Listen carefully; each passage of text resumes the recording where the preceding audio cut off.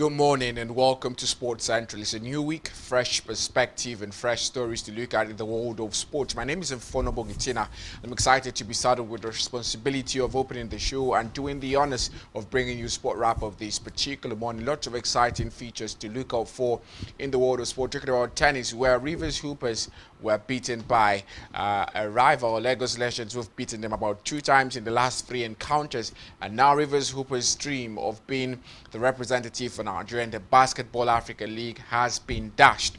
Also in the world of basketball, the OKC avenged their only loss of the season to the Portland Trail Blazers in a rout which ended 126-95 in that particular NBA matchup. We also had other activities in the world of MMA. We had actions at the number 1 contenders were defined in the welterweight and as well as the lightweight categories in the UFC. In the world of football, Eberechi has got his very first hat-trick for Arsenal as they swept aside North London rivals. Talking about Tottenham Hotspur, Manchester United will be in action later today by 9 p.m. These and many more would form the crux of our conversation this morning.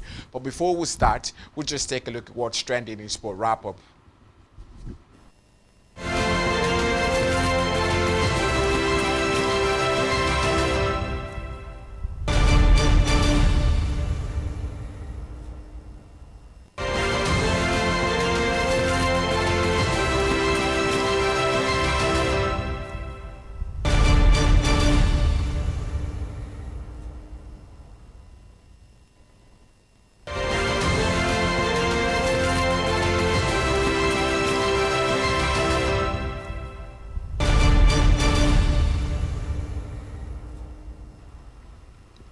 Thank you for sticking around. I will start with basketball in the local scene, where Lagos Legends Basketball Club hosted Rivers Hoopers guest for a 3rd consecutive Nigerian Basketball Premier League title, beating them 74-72 in a nail-biting 2025 Final Four decider in Port Harcourt yesterday. Both teams came into the final game of the season chasing next year's Basketball Africa League ticket after 2 wins in the opening 2 matches. Lagos Legends, who beat Hoopers 80-79 during the final 8 last month to end their 3-year unbeaten run, started the game like a house on fire, racing to an early lead as Hoopers trailed for most part of the first quarter. The Hoopers, however, nicked the first quarter 20-19, but they were given a hot chase in the second quarter by Lagos Legends, who ensured they went into the break at 32-all. Rivers Hoopers maintained a tiny lead in the 3rd quarter, keeping the score at 52-49, but the Lagos Legends were saving their best for the last. Lagos Legends rallied leads and tied the game 61-all at some point. They took a 1-point lead in another moment before Hoopers pegged them to 70-70 with 39 seconds to the buzzer. Hoopers got 2 additional points, but the Lagos Legends scored 4 more points at the death to win the game and prevent the 2024 Basketball African League bronze medalist from winning a 3rd title. The result also meant Lagos Legends have beaten Hoopers twice in 3 of their meetings this season. Hoopers' only win over them was 89-70 during the intergroup phase. Ultimately, Lagos Legends have also picked the ticket to next year's Basketball African League, taking over from Rivers Hoopers, who have attended the last 2 editions. And now to basketball at the national scene, where Nigeria has named a 12-man squad for the first window of the 2027 FIFA Basketball World Cup African qualifiers, as the D-Tigers prepare to open their campaign on Thursday in Tunis. Coach Abdurrahman Mohamed confirmed the roster ahead of the team's departure, with Nigeria set to begin their Group C fixtures against host Tunisia on Thursday. The group also includes Rwanda and Guinea, with matches scheduled against them on November 29 and 30th respectively. Former Afrobasket captain Ike Nwamu headlines the squad, returning as one of the side's most experienced figures. He's joined by guard Stan Okoye and Mike Nuga, while Christopher Ogbekpa, known for his shot blocking and defensive consistency, anchors the front court. Mohamed has also included 3 home-based players, which reflects his intention to blend overseas experience with domestic hunger and competition. The full squad announced comprises Olisa Akanobi, Paul Dibal, Chinka Gagba, Maurice Udeze, Mike Nuga, Ikenwamo, Christopher Ogbekpa, Jordan Ogundiron, Augustine Okafor, Stan Okoye, Ugo Simon, and Talib Zana. The African qualifiers will run from November 2025 to March 2027, beginning with 16 teams that reach AfroBasket 2025. They are divided into 4 groups of 4 in a double round robin format, with the top 3 from each group advancing to the second round. Nigeria placed 8th on FIBA African Power Rankings will need to navigate a demanding qualification pathway that ultimately offers only 5 World Cup slots. Now to Formula One, where Lando Norris and McLaren teammate Oscar Piastri have been disqualified from the Las Vegas Grand Prix for technical infringement. The skid block on both cars were found after the race to be less than the minimum depth allowed in the rules. Norris, who finished second to Red Bull's Max Verstappen, is now 24 points ahead of both the Dutchman and Piastri going into the penultimate race of the season in Qatar next weekend. The Briton, who is 26, will still win the driver's title in Qatar with a round to spare if he earns 2 more points than both Verstappen and Piastri over the course of the weekend. There are a maximum of 58 points available in the final 2 Grand Prix, with Qatar being a sprint event. After Qatar, the final race follows in Abu Dhabi on the 7th of December. Verstappen has won the past 4 drivers' championships, with Norris and Piastri are both seeking their very first. Norris' disqualification leaves Mercedes drivers George Russell and Kimi Antonelli into 2nd and 3rd respectively in Vegas. Now to tennis stories, where Matteo Berrettini and Flavio Cobolli guided Italy to a historic 3rd consecutive Davis Cup title on Sunday, where they earned victories in front of a raucous crowd in Bologna against Spain. In the opening match of the tie, Berrettini produced a flawless display to down Spaniard Pablo Carreno Busta 6-3, 6-4 and give his country the perfect start. Cobolli then recovered from dropping 7 of the first 8 games in his match against Mona to earn a 1-6, 7-6, 7-5 win and send the Italian bench and the packed crowd into wild celebration. Italy also triumphed at the Davis Cup finals in 2023 and 2024 in Malaga and is now the first country since the United States to win 3 consecutive titles. Berrettini ensured Italy met the perfect start in Sunday's final by delivering an impressive performance on serve as the 29-year-old fired 13 aces and did not face a breakpoint en route to his 79-minute win. The number 56 player in the ATP rankings has won his past 11 Davis Cup matches dating back to 2022. And with the hopes of Italy then on Cobolli, the 23-year-old demonstrated an abundance of grit to rally after a slow start against Muna. Cobolli crucially broke back to level at 1-all. He then converted on his 7th-set point of the second set to force a decider and found the key breakthrough in the 11th game of the 3rd set. Now to football stories, where a brilliant hat-trick by Barrechiesa earned Arsenal more bragging rights over Tottenham Hotspur and sent them 6 points clear at the top of the Premier League with a 4-1 victory. Defeats for the title rivals Liverpool and Manchester City on Saturday had opened the door for Mikel Arteta's leaders to increase their advantage at the summit. And even with numerous key players out injured, Arsenal proved far too strong for Thomas Frank's Spurs and inflicted a painful defeat on their North London rivals in a display inspired by a player that could have toned out for the visitors at Emirates Stadium. Eze had been all set to sign for Tottenham from Crystal Palace in August until the Gunners hijacked the transfer at the last minute. After a slow start at his new club, Eze produced a memorable Derby Day treble, firing home in the 41st minute after Leandro Trossard's opener 5 minutes earlier before 2 second-half strikes ensured he went home with the match ball on a dare to serve for Arsenal. These are all the stories we have for you on Sport Wrap Up this morning, but not to worry, we'll be back just after a quick break. Stick around.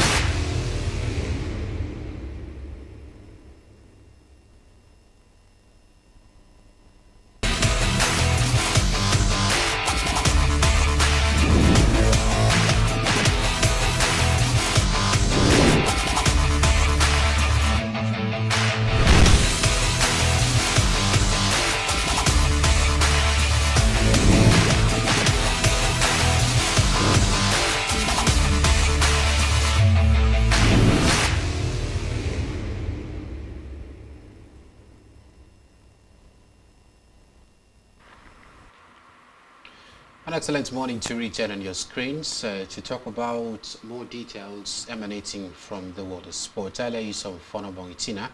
Well, I am Mutabe David, delighted to return this fine morning, returning after a weekend filled with numerous actions across different centers. The Nigeria Premier Football League, even the second tier of Nigerian football, has served us with a whole lot of cracking fixtures and results that kept us quite entertained. We also look at non-football conversations as well. The basketball scene, where the current champions, maybe you could call them the defending champions of the NBA, are still doing something very massive. Double figures of wins and just one defeat so far this season. Well, you can't actually see a better result more than what the OKC are actually parading at the moment. Look at other top stories in the world of tennis as well, as we had a major tournament reaching its crescendo over the course of the weekend. One country stood out to be champions of it. The Premier League, the Spanish La Liga, the German Bundesliga, and even the Italian Serie A will also be talked about on the show this fine morning. Fon, good morning to you. So good to do this with you. Oh, definitely. I'm excited to be here on the day. It's a Monday, fresh perspective. Everything that happened over the weekend, quite a lot different sports. Talking about basketball, even the mixed martial arts at the UFC. We had a fight night over the weekend, and new #1 contenders rising up as well. Formula One, we had Lando Norris and his teammate Oscar Piastri being disqualified due to irregularities from their team. So the men were very, very frustrated, especially Lando Norris, who finished in second place in that particular race, but at the end of it he had to be stripped of all the points he accumulated. So the sad news for team Mercedes, not Mercedes, team Ferrari, team McLaren, thank you, team McLaren. So now they have to, especially Lando Norris, he has to at least win the next Grand Prix, or else Max Verstappen is going to be on his neck. Well, about 2 more Grand Prix before the end of the championship year, and one is scheduled to take place this coming weekend. And maybe by then, the complexities may actually change before the last lap of a Grand Prix where Team McLaren have been officially disqualified. But let's begin the conversation this morning from the world of tennis. It has to do with, a competition that happened over the course of the weekend. It is actually the Davis Cup, and Italy captured what many would term a remarkable 3rd consecutive Davis Cup title, with the man Matteo Berrettini and Flavio Cobolli winning their singles matches for a 2-0 victory over Spain in the best-of-3 tie in Bologna. Many would look at Spain and maybe ask questions about the man Carlos Alcaraz, who unfortunately wasn't part of this. Same could also be said for Team Italy as well, because many will also expect the Italian Yannick Sinner to be part of it as well. But those two top names were not actually, of course, part of it. But, of course, Italy, with that particular victory in both matches for Berrettini and, of course, the man Cobolli, got the better of the Spanish contingent. It was the 2 separate games that gave the Italian side that victory. Both teams were missing key players, just like I told you earlier. Carlos for Spain, Yannick Sinner for and Lorenzo Musetti for the Italian side. The victory over 6-time winners, that's Spain, actually marked Italy's 4th Davis Cup crown overall, following wins in 1976 and 2023 and 2024.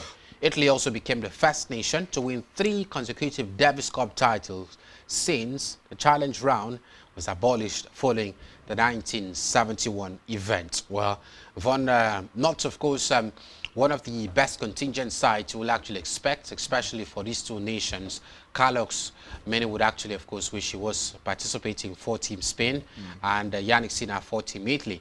But 2 superstars were not part of this. But Italy, even without the services of Yannick Sinner, still showed consistency and grit right here.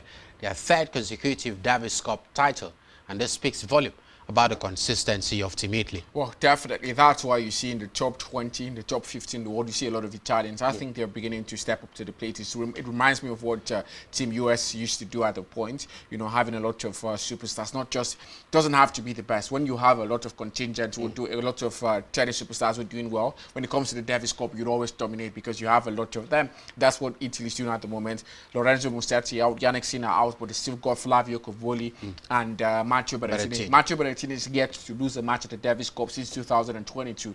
That shows you how consistent the man has been.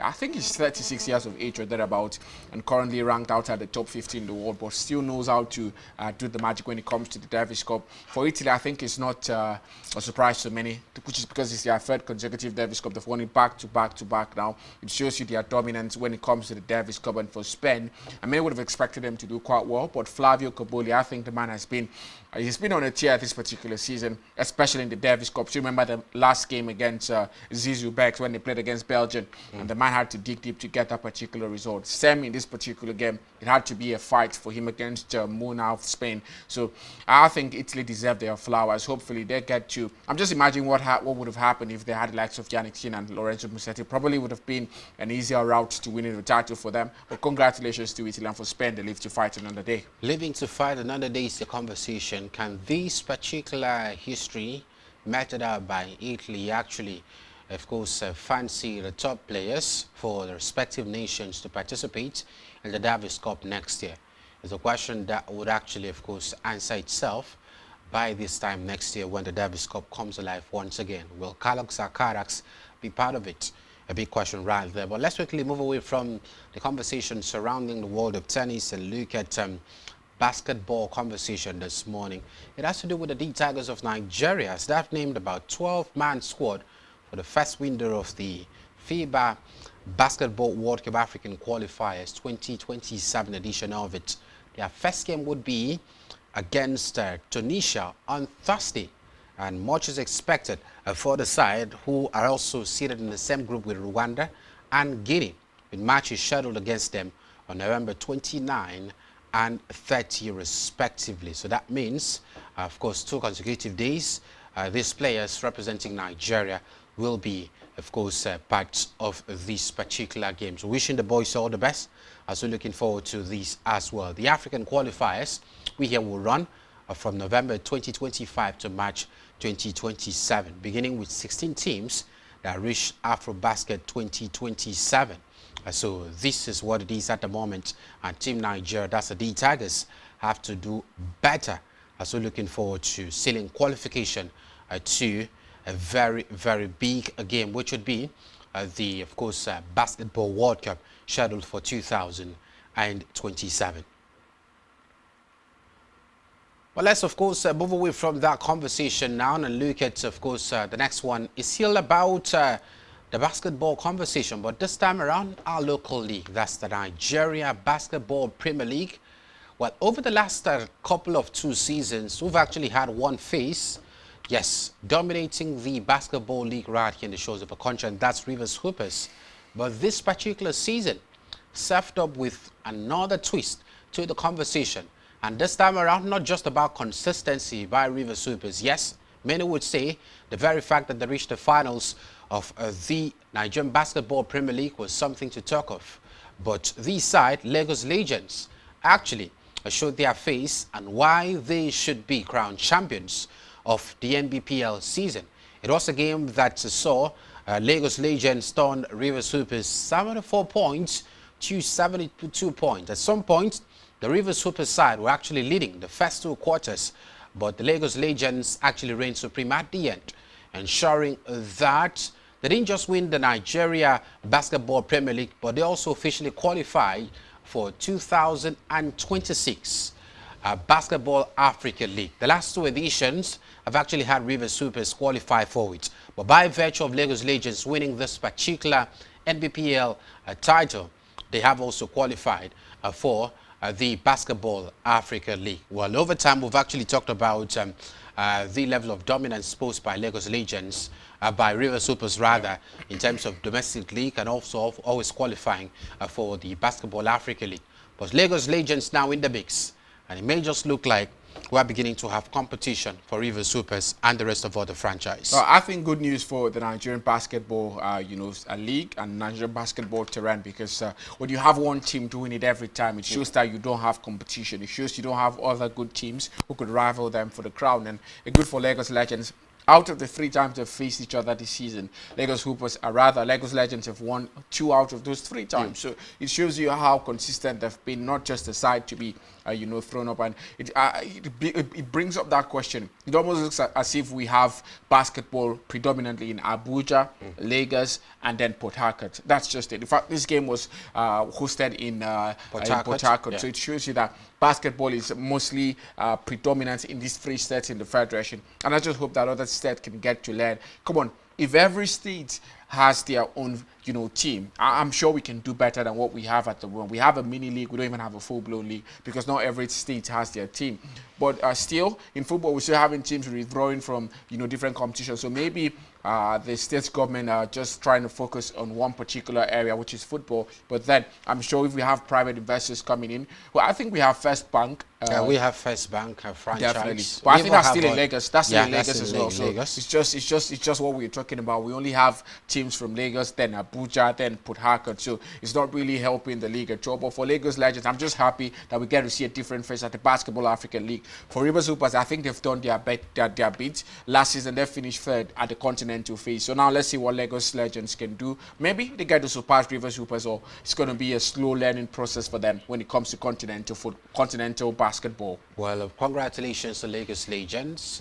One of a few good beginnings, and many would say it could also be a sign of many good things to come for the franchise. But let's look at other basketball conversation, this time around straight to the US, where we had, of course, Luka Doncic helping the LA Lakers to win over the Jazz. It was just 2 points separating the Utah Jazz and the LA Lakers. The LA Lakers ended the game with 106 points, while the Utah Jazz ended the game with 100. And, of course, 8 points, or rather the LA Lakers ended the game with 108 points, while the Jazz ended the game with 106 points. Luka Doncic had 33 points, 11 rebounds and 8 assists, while for the Jazz, talk about the man George, he had 27 points and 8 assists for the side. A good win for the Lakers. Many would say some level of inconsistency for them, especially for some games Luka Doncic missed out. But when the man is playing for the franchise, whether LeBron James is part of it or not, they get winning. And Luka Doncic shows his quality once again. Well, this was LeBron James' 2nd game of the season, his very 2nd game. He's missed the rest through injury, and now he's back. I think they're beginning to settle in well again. Luka Doncic is definitely the star man of this team. I think he's taken that from LeBron James. LeBron James had 17 points here. 2 seasons ago, we're talking about LeBron James scoring all the points and doing all of that, which was very, it's too much to ask for a 40-year-old. And I think it's good to see the Lakers trying to move away from that LeBron James dependency. Now, Luka Doncic carrying the team on his shoulders. LeBron James trying to play in a more, he's now in that playmaking role now, trying to set up the baskets for Luka Doncic and the rest of the players. Austin Reeves as well. Austin Reeves is out through injury. So I think with a full-strength LA Lakers team, we'll get to see better performances from them in times to come. Well, we're looking forward to see the level of consistency the man Luka Doncic will actually push. Shai Gilgeous-Alexander. But the man, of course, scored 37 points in the early hours to help the Oklahoma City Thunder get past the Portland Trail Blazers. 122 points it ended for the OKC, and just 95 points for the Portland Trail Blazers. For just 1 defeat this season for the OKC and double figures of victory. It just looks like this particular franchise are ready to defend the title they won last season. Definitely, and the only loss they had was to this Portland Trail Blazers side. So the reverse fixture. Exactly. So now this was more of a revenge, and in 122 to 96, that's quite a big rout for the OKC. I feel they're just starting off from where they left. I don't see any team coming close to them this season. Maybe apart from the Toronto Raptors, who are doing quite well, and maybe the New York Knicks, the New York Knicks. So apart from those teams, I don't see any team really challenging with the OKC. Maybe they get to slow down as the season gets, but this is how they started last season as well. We thought they would slow down, but they never slowed down. It's just about keeping their best players fit, and at the moment they've been able to do that. Let's see how it unfolds for them. Can they actually keep this level of consistency going? A very big question that is actually left to be answered. The Phoenix Suns won their 3rd straight game and ended Spurs' 3-game run with 111 to 102 points victory. Well, the man Victor Wembanyama didn't play for the Spurs this morning. Maybe one of the reasons why they lost the Celtics in a 138 to 129 victory over the Orlando Magic. Donovan Mitchell scored 37 points in Cleveland Cavaliers' 120 to 105 win over the Clippers. Away from that, Jalen Johnson scored 28 to lift the Hawks over the Hornets in a game that ended 113 points to 110 points. The Raptors defeated the Nets 119 points to 109 for 7 straight win. 11th in 12 games have been the conversation for the Raptors. But just before we look at the world of football this particular morning, the Formula One conversation, just like you had during Sports Wrap-Up with Fornatina, where Nori and the man Piastri have been disqualified from Las Vegas Grand Prix. But the conversation is that if yes, Team McLaren wins, I think the Dubai Grand Prix that is scheduled for later this weekend, they may just go as far as winning the championship, title. But this is actually one of the closest competition we've seen in the last 3 seasons in the world of Formula One, where we've seen close calls by different franchises. Well, definitely. I think it was also helped by the fact that Max Verstappen had a very slow start to the season. In the last 3 races, he's also dominated. He's won the last 3 races. Yes. So it shows that the man has been able to put himself out there, trying to not just let the lead go away without fighting for it. For Oscar Piastri now, I think I'm more disappointed with Piastri because he started the season quite well. At a point, he had over 50-point lead over both Nori and Verstappen, but that lead has been reduced. Now Nori has a 24-point lead over both Piastri and Verstappen. It shows you that Piastri has lost the plot in a few days now. He finished 4th in this particular race before they were disqualified for their irregularities surrounding the team's technical department. But at the end of it, I just feel that Lando Norris is not just going to let this slide because he's been also consistent. Yes, Verstappen has stepped up to the party, but you still always see Nori there. So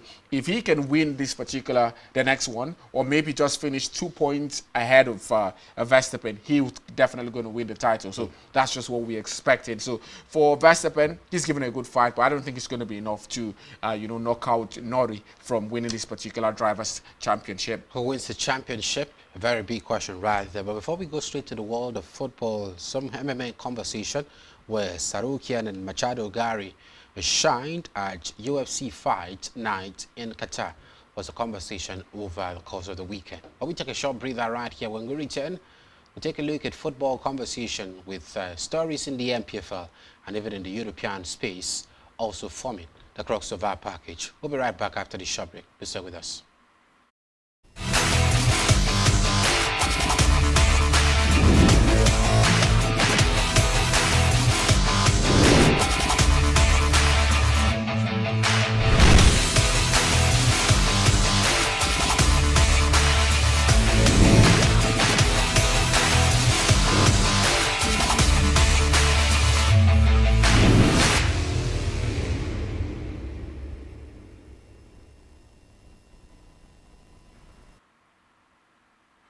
Welcome back. It is still Sports Central right here, and let's begin the football conversation quickly from the second tier of Nigerian football, where we had Akwa United playing their second game of the new season over the course of the weekend. A lone goal victory, courtesy of the man Erikan Francis, and that goal was enough to give Akwa United their second win in 2 games so far this season. But it looks like they're actually ready for the NNL season, and not just ready, they're actually ready to get themselves back to the first tier of Nigerian football, which is the Nigeria Premier Football League. Definitely. I think after what has been done for Akwa United, the partnership now with their sponsors and also everything that's been done behind the scenes, I think Akwa United have all it takes to get on and win this particular season in the NNL. And now the government of the state is also focused on Akwa United rather than other teams, because we had the Kada United withdrawing last week and we talked about it, and now just Akwa United. So every focus now is on the Akwa United side, and we're looking, maybe we might just see Akwa United return to the first tier of Nigerian football. But still, I think the first 2 games has been home games. First one against Solution FC, now against Abakaliki FC, a top side as well. Abakaliki FC last season finalists at the President Federation Cup, but they drew their first game at home and sacked their coach ahead of this game. So it was always going to be a difficult game for Akwa United, but Akwa United were able to get the victory. Players like Erikan Francis stepping up to the play. Last match also, he came off from the bench and gave a good account of himself. That's like Gift Songwane, who started very well. I think last game, he scored the first goal of Akwa United for the NNL season. Yannick Menegbe as well. So when you look at the core of this side, I'm happy to see young stars fighting for glory. And I just hope when they get to the MPFL, they don't just send away these players and bring in new players who are already lackluster, who are already relaxed and not really fighting for shirts again. So, but right now, the current crop of the players, I think they have what it takes to promote Akwa United to the MPFL. Paul Ofo has talked about it time and time again. He likes the hunger he's seen from the players, and I think you need players who are hungry to get glory for yourself. Well, we're looking forward to what happens for Akwa United in the long run. Many would say still early days in the NNL season.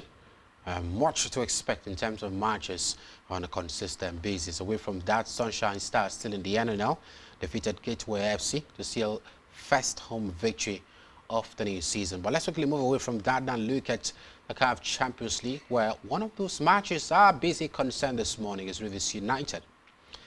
Well, many were actually thinking it would be quite a different case for Rivers United, owing to the very fact that this is their first appearance at the group stage of a CAF Champions League.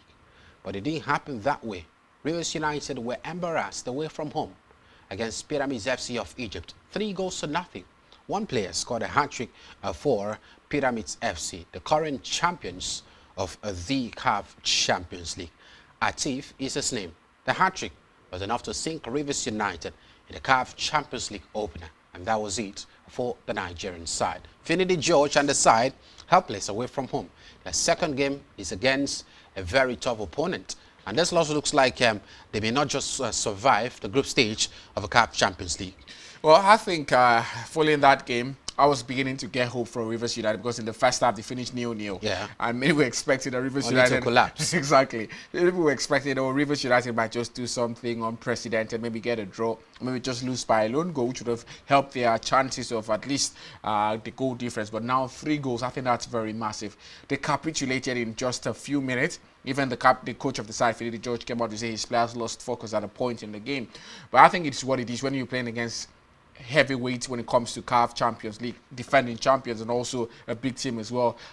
We've been playing quite for a long time. I think when you look at it player for player, Pyramids would always have the quality over talking about Rivers United. They have Fiston Mayele, current CAF Interclub Player of the Year. So when you look at it, I think Rivers United gave a good showing, but 3-0 is a really big scoreline. They have to bounce back in their next game. If they want to be taken seriously in the CAF Champions League, they have to make a resounding response in the very next game in this competition. The next game is against, of course, RS Pekan of Morocco, another Moroccan side who are also very, very experienced. Also won their first game. Yeah, against, of course, Power Dynamos. Dynamos. So that's a very concerning, game to look forward to for Rivers United. But away from that, now straight to the Nigeria Premier Football League, where Nasarawa United regained top spots, while this side, they talk about Remo Stars, also pipped Barrow FC. Current side who have just been recently promoted from the NNL to the Nigeria Premier Football League. A quick rundown of the matches that happened over the course of the weekend. In the MPFL, Wiki Tourist played 1-1 draw with Bayelsa United. Nasarawa United was still top of the MPFL table, defeated Al Kanami Warriors 3-0. Kwara United played goalless draw with Shooting Stars. Enugu Rangers defeated Niger Tornadoes 1-0.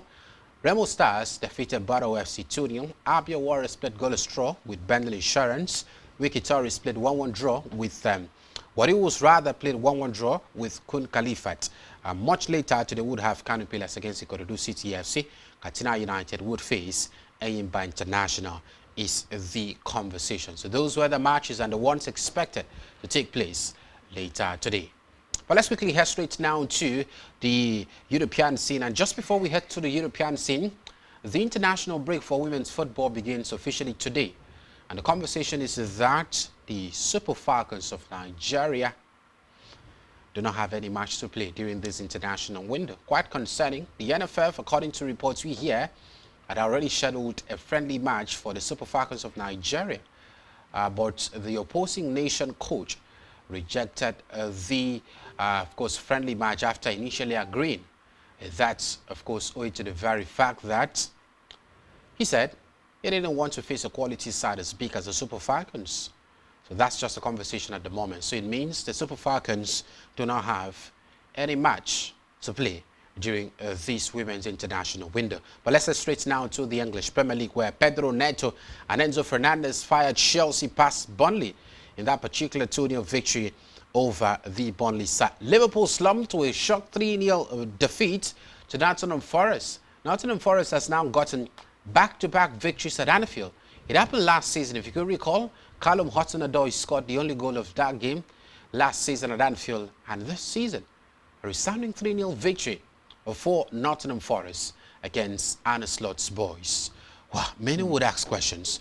What is actually wrong with this Liverpool side? Well, I think everyone has had their beat on this Liverpool side, because Liverpool have been very, very embarrassing. They've been very embarrassing this season.